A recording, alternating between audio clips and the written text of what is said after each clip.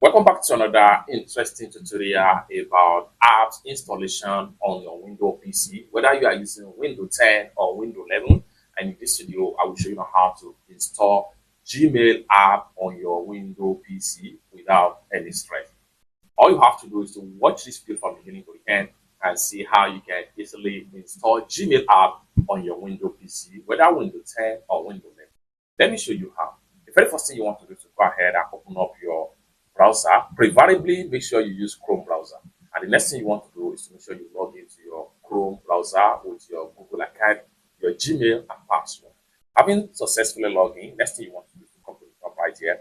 Go ahead and open up your Gmail. Just go ahead and log in with your Gmail account, just like so. After you successfully log into your Gmail account, and the next thing you want to do right here is to come to the top right here, and then go ahead and click on these three dots.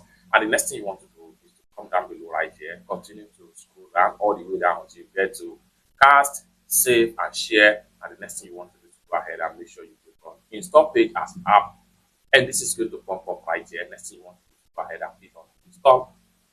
And in a few seconds, you have your Gmail app successfully installed right here. So I go ahead and click on here to close this tab.